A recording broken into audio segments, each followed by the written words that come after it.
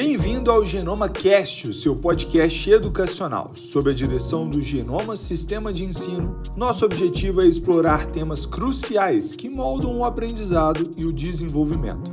De desafios contemporâneos em sala de aula a inovações pedagógicas, cada episódio oferecerá insights profundos, entrevistas com especialistas e reflexões práticas para os pais, educadores e interessados no futuro da educação.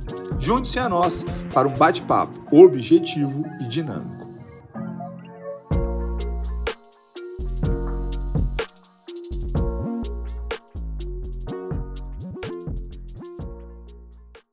Salve, salve pessoal, sejam bem-vindos ao Genoma Cast, nosso podcast para discutir temas relacionados à educação e o desenvolvimento de crianças e jovens, de modo geral. No tema de hoje falaremos de recreio, esse momento aguardado pelos estudantes e também pelos professores. Para falar desse tema, convidamos a psicóloga Andressa Guimarães, que tem um currículo maravilhoso e vocês logo entenderão por que ela está aqui. Andressa é autora do Programa de Inteligência Emocional e Sustentabilidade, pela editora DNA, Formação em Inteligência Emocional, pela PUC Rio Grande do Sul, pelo Laboratório de Inteligência da Vida, Nuvem 9 Brasil, Escola da Inteligência. Capacitação em Liderança, Capacidade de Aprender e Resiliência, pela PUC Rio Grande do Sul, Formação em Estimulação Precoce Infantil, pelo Espaço Integrar GV, Formação em BNCC, pelo MEC, Formação em Inteligência Emocional para Professores, cuidando de quem transforma a educação pelo movimento Escolas Conectadas, facilitadora do programa Ciranda, Educação Emocional Positiva, pela Faculdade Especializada em Saúde do Rio Grande do Sul, psicóloga educacional na Rede Genoma Sistema de Ensino e psicóloga clínica na Clínica Lotus e Espaço Integrar. Seja bem-vinda, Andressa. Muito obrigada. Seja bem-vinda. É um tema, acho assim, que a galera vai querer ouvir, porque para nós, pais, é um momento ali das crianças brincarem, né? Mas hoje nós vamos falar o porquê e a importância desse momento, né, Davi? Exatamente. E a pergunta que eu já vou começar, né? Vou começar aqui fazendo a pergunta para a Andressa, que apesar de ser um momento, né, de descanso para os professores, né, considerado ali para os estudantes uma válvula de escape, para eles terem ali um momento de corrida, de brincar. E sabemos que o recreio, ele tem uma função pedagógica. Eu queria que você falasse um pouco mais sobre isso. Tem sim. O recreio, por vezes, ele, principalmente ao olhar do adulto, ele pode ser subestimado, né? As crianças agora têm um intervalo para brincar. Mas, pedagogicamente pensando, o recreio ele é um movimento que é estratégico. Ele está entre as atividades que a criança precisa executar, às vezes uma aula de matemática, depois de uma de português. O horário de aulas, né, dentro da escola, ele é pensado que aula que é interessante ir depois do recreio ou antes do recreio.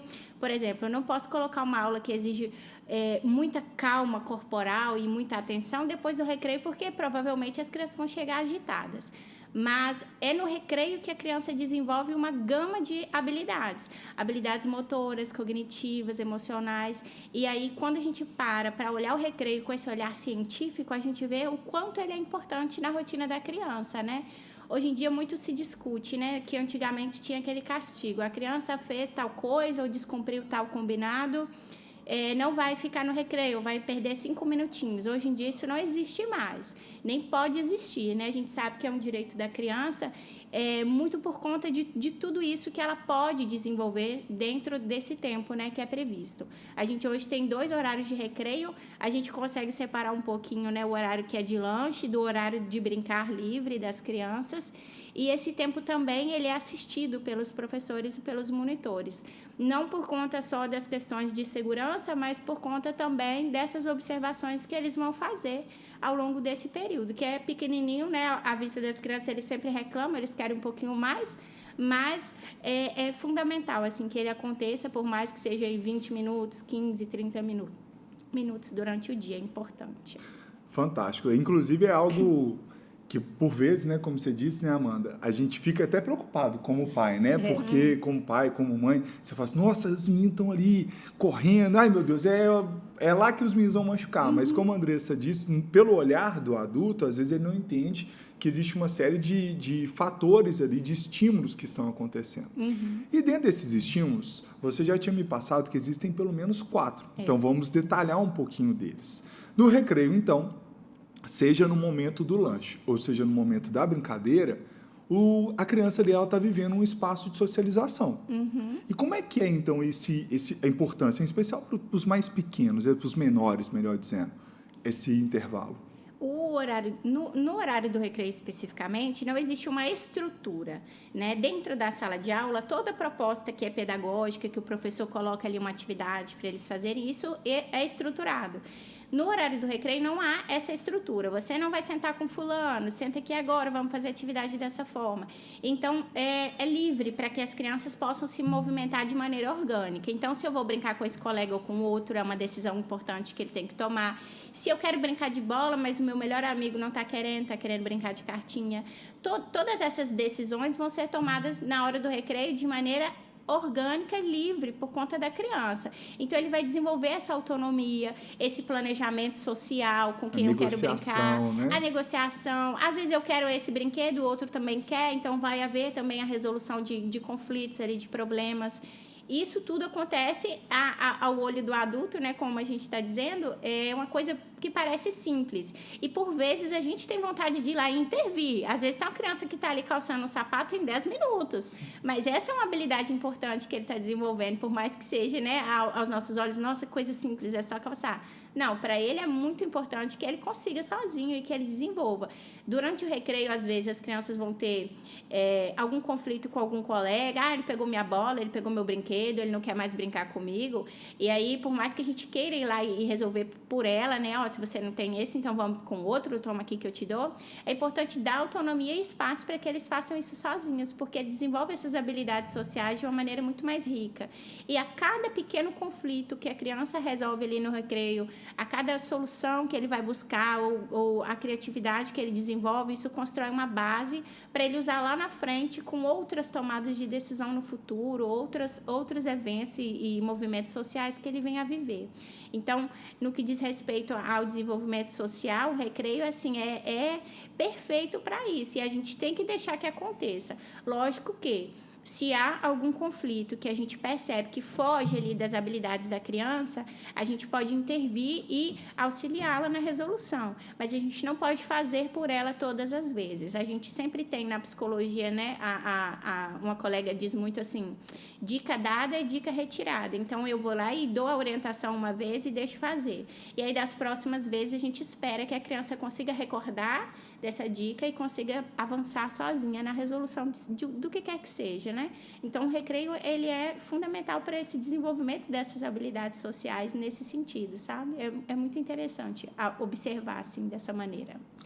Falando sobre o desenvolvimento social, nós já falamos sobre esse assunto aqui no Genoma Cast, que é o trabalho, assim, o papel que a escola tem na vida das crianças, né, dos jovens, dos adolescentes, elas, né? Isso, esse desenvolvimento social. Agora, vamos falar ali, no recreio, o barulho, né, as brincadeiras, as correrias, isso faz parte do script? Faz muita parte do script, assim. Pensa que as crianças dentro de sala de aula, elas estão vivendo um desafio que para elas é assim, é gigantesco. Aprender a ler, aprender a escrever, ou aprender uma etapa nova de uma disciplina que está ali numa caminhada. Isso tudo para elas é um desafio muito grande. E aí vai acumulando-se uma tensão, um estresse que é normal para o ambiente esperado de sala de aula. Você gasta muita energia na concentração, vê o professor ler no livro, anota na apostila, às vezes tem uma dificuldade, né, no registro, na própria anotação. E aí o recreio é a hora de extravasar essa energia. A criança que estressou na sala de aula, mas não pôde externar aquilo de uma maneira muito satisfatória, porque não é o ambiente. Aí ele vai jogar bola, ele vai correr, ele vai gritar, ele vai liberar essa tensão que é normal acontecer dentro do ambiente de sala de aula, né, nesse processo de aprendizagem, e aí com essa correria toda, essa gritaria toda, o corpo acalma. E aí tende a minimizar, por exemplo, comportamentos que seriam disruptivos em sala de aula. Uma criança que fica ansiosa e estressada, presa, né, ali dentro da sala de aula, ela não vai conseguir sentar na cadeira, ela vai levantar, ela vai querer mexer no material de forma que vai danificar o material. Então, o horário do recreio, ele é colocado assim num tempo previsto, né, dentro da grade, pensado para isso. A criança vai desestressar, ela vai extravasar. Há também a liberação de hormônios, né, que são de satisfação, de relaxamento para a criança nesse momento, nessa coisa do correr, na atividade física. Então, isso tudo influencia diretamente. Aí, essa coisa do gritar, do correr, do barulho, faz parte totalmente. O que a gente estranha é se a gente tiver um recreio que está tranquilo. Aí, a gente começa a procurar, né, o que tem de errado. Porque o recreio, ele tem que ter gritaria e movimento mesmo. É fundamental que tenha. Inclusive, nós trabalhamos em escola, né? Quando chega no período de férias, aí que a escola fica um silêncio. No primeiro momento, a gente ficava assim, gente, que paz, né? Pra gente trabalhar agora. Mas logo vai ficando uma angústia. Fala assim, gente, essa escola tá muito quieta.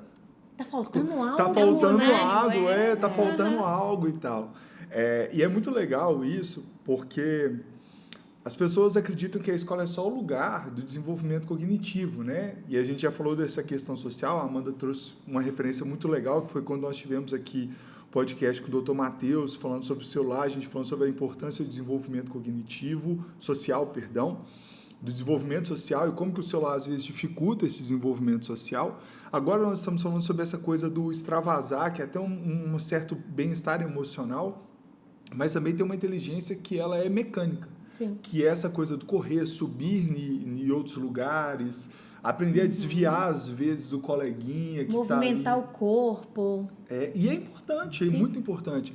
Eu vejo porque eu gosto de praticar esportes, né? E aí, nesse contexto de gostar de praticar esportes, quando você chega na adolescência, que o pessoal está chegando para praticar os esportes que eu faço, que sempre são esportes coletivos, dá para você perceber bem a criança que chegou na adolescência ali com estímulo mecânico e não teve muito estímulo, né? Porque são funções básicas. E o recreio é onde aprende muitas vezes. É onde você aprende a ter equilíbrio, por exemplo. Jogando uma bola, fazendo brincadeiras de pique-esconde, de pique alto e tudo mais. Só que a escola também é um lugar de desenvolvimento cognitivo. Eu sempre sou o chato que falo sobre isso. E sempre há intencionalidades. A intencionalidade não quer dizer que a gente só pensa nisso, quer dizer que a gente também se preocupa com isso, né? E o recreio tem uma intencionalidade cognitiva. Você pode explicar isso um pouquinho pra gente? Sim. O recreio, por mais, como a gente sempre precisa frisar isso, né? A olho nu, ele é uma grande brincadeira, um espaço aberto e as crianças brincando. Mas, quando a gente para pensar nesse planejamento, é importante, por exemplo, a gente pensar no cognitivo, as crianças precisam desenvolver movimento antes de desenvolver escrita. Precisam de trabalhar lateralidade no corpo antes de concluir ali um processo de aquisição do processo de leitura, por exemplo. Então, durante o recreio, que tudo isso é trabalhado, onde essas habilidades que são adquiridas ali no recreio, motoras, emocionais, sociais, vão interferir diretamente no processo e no avanço cognitivo. Uma criança que não brinca, uma criança que não tem ali uma coordenação motora grossa, uma coordenação motora fina bem trabalhada, na hora do recreio ela não exercita isso, ela provavelmente vai ter dificuldades aí, né, no que diz respeito ao cognitivo. O recreio, ele tem esse olhar integral, né? A criança consegue desenvolver uma gama de coisas e, dentre elas, o cognitivo, pensando assim, ele é muito contemplado através da aquisição dessas outras habilidades. Não necessariamente a criança vai brincar de ler e escrever durante o recreio. Ela não vai fazer uma leitura de um livro. Dificilmente isso vai acontecer. Então, não é dessa forma. Mas tem quem faça. Tem quem faça. Mas não é diretamente dessa forma. Então, entende-se como um momento de relaxamento, de lazer, de colocar a energia para fora. E aí, depois, quando você consegue executar tudo isso, a criança extravasa, provavelmente ela vai estar mais relaxada e o cérebro dela vai estar mais preparado para um outro momento em sala de aula. Então, quando a criança colocou aquela energia para fora, ela gritou, ela brincou, ela correu, ela socializou, ela resolveu problemas. Quando ela volta para a sala de aula, o potencial de aprendizagem dela, já subiu de novo, entende? Volta Ela não renovada. está mais cansada, Volta ela volta renovada. renovada. E aí, cognitivamente, isso é muito favorável para a aprendizagem. É muito interessante pensar dessa forma, porque é como se fossem picos, né? Tem um estudo que fala disso, assim, que há o monitoramento da atividade cerebral durante o processo de estudo. E aí tem crianças ou adolescentes que o cérebro vai ativar mais com matemática, vai ativar mais com leitura. E aí sempre há um momento nessa curva que precisa parar um pouco e aí fazer uma atividade de lazer e volta. E aí, pensando no recreio da escola, ele é essa pausa, né? Então, cognitivamente, ele tem essa importância aí. E ele vai agir dessa forma. No cognitivo, a criança vai acalmou, né? O corpo liberou o que precisava e aí volta para a aprendizagem de novo com total potencial. Então, nós falamos aqui sobre o desenvolvimento social, desenvolvimento cognitivo. Agora, vamos falar agora dentro da sua área, né? Puxar um pouco de sardinha para você, Andressa, como psicóloga, falar da importância também do desenvolvimento psicológico, né? Tem um desenvolvimento psicológico também no recreio? Tem muito. Quando a gente pensa nas relações da criança com os pares, né, com os outros colegas, a gente fala muito e a gente já falou sobre essa negociação, resolução de conflitos. Se a criança não está bem emocionalmente, se ela tem ali alguma questão que precisa ser trabalhada, dificilmente ela vai conseguir resolver esses conflitos com autonomia. Quando a gente pensa no processo de inteligência emocional, nesse desenvolvimento natural para todas as pessoas, a gente começa falando de entender como funcionam as emoções. Então, eu vou olhar para as emoções e vou saber como elas funcionam. Aí, o segundo passo é entender como essas emoções funcionam comigo, como eu sinto essas emoções e como que eu vou reagir. Então, quando eu estou com raiva, eu sou do tipo de pessoa, né, a criança, eu sou do tipo de criança que vai gritar e vai bater, e vai brigar e vai jogar no chão. Ou eu fico com raiva e quero sair correndo, eu dou um grito. Então, esse é o segundo ponto. Aí, o terceiro já parte do princípio de que eu sei como as emoções funcionam lá, eu sei como elas funcionam em mim, imagino como elas funcionam no outro, não tem como a gente saber. E aí, essa relação, como que ela vai acontecer? E na hora do recreio, quando a criança está lá correndo, gritando, brincando, esbravejando, as emoções estão acontecendo, porque é inerente ao querer humano, a gente sentir, né? Então, ela vai sentir alegria, vai ficar com inveja, vai ficar com raiva, vai ficar triste porque aconteceu tal coisa, e ela vai gerir essa emoção. E aí, é como eu disse, né? O adulto, ele não precisa necessariamente, que está ali observando o recreio, intervir nisso, falar, não, calma, o que você está sentindo é tal coisa. Não é necessário essa intervenção o tempo todo.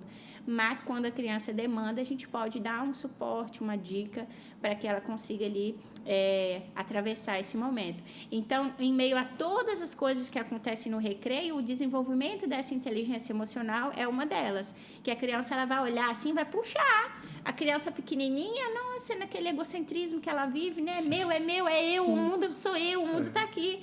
Ela vai querer o negócio dela, o brinquedo, e não vai querer partir, né?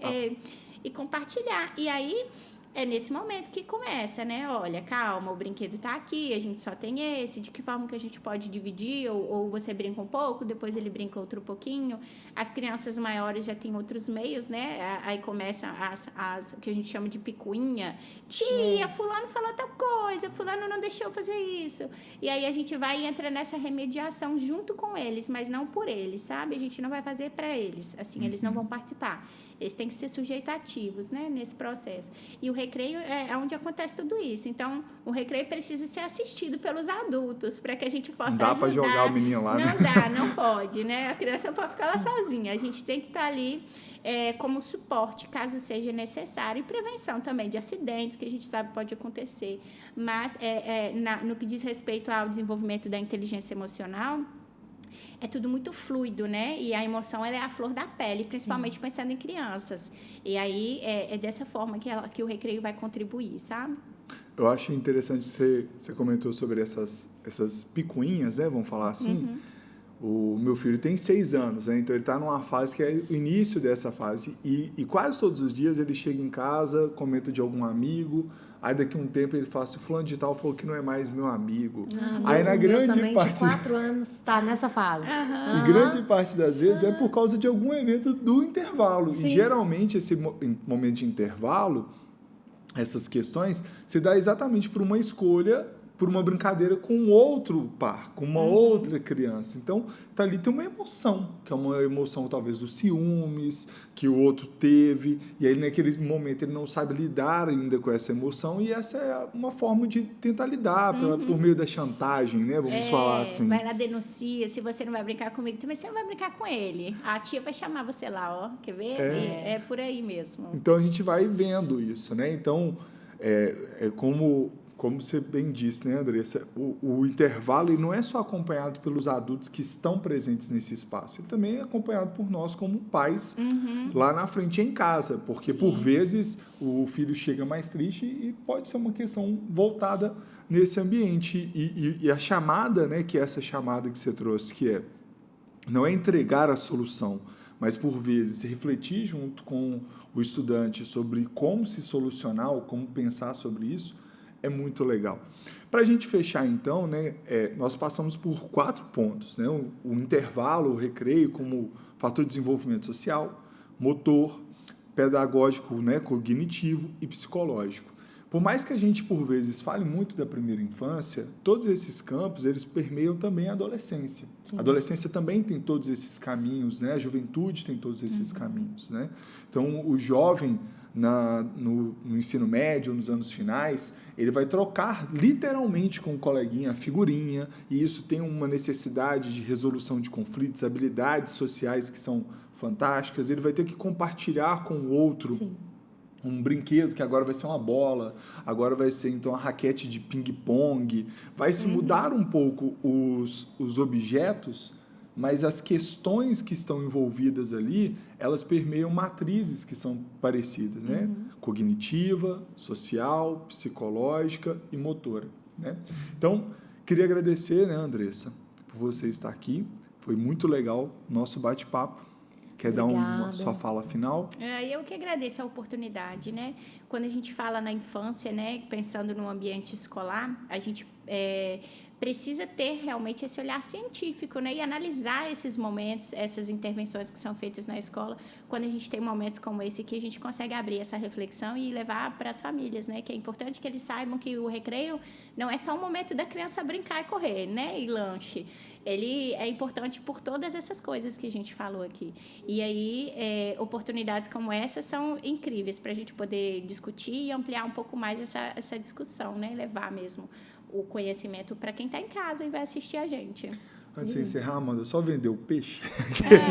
Nosso segundo episódio foi exatamente com a tia Levi, né, que é a nutricionista nossa. E lá nós estamos falando também de intervalo, estamos falando de recreio. E está falando ali, no caso, então, do aspecto nutritivo, de como tem que se pensar essa lancheira. Então, fica a dica. Nós já tivemos... Já que estamos falando do assunto do recreio... Falamos já sobre celulares, falando sobre nutrição, agora falando sobre fatores que permeiam o intervalo de modo geral. Né? Isso. Agradecer, Andressa, muito obrigada, né? Nos esclareceu acerca de assuntos que, como pais, não imaginam, né, a abrangência e a importância deste momento. Porque para nós é só um recreio mesmo, o momento deles lancharem, a gente vai lá como mãe, faz a lancheira da criança, manda para a escola, na hora do lanche vai comer. A gente só pensa que aquele momento ali serve para eles lancharem, porque vai dar fome na criança. Exato. Né? Então, a gente não pensa em todo esse contexto que nós falamos aqui hoje. Então, é interessante esse bate-papo até para abrir um pouco a mente. E nós, pais, reconhecermos a importância do recreio. Né? Por mais que a gente ache que está lá só para lanchar, não. Todas essas questões aí que são importantes para o desenvolvimento da criança. Sim, perfeito. Né? Pessoal, muito obrigado por mais essa acompanhada, né, junto com a gente. Espero que vocês tenham gostado bastante e desejo a todos vocês uma excelente semana, né? Compartilhe com seus amigos, compartilhe com outras pessoas que também gostam de falar sobre juventudes, gostam de falar sobre infâncias, gostam de falar sobre educação. Até mais. E obrigada, até o próximo GenomaCast. Obrigada, meu companheiro. Andressa. Obrigada. Tchau, tchau.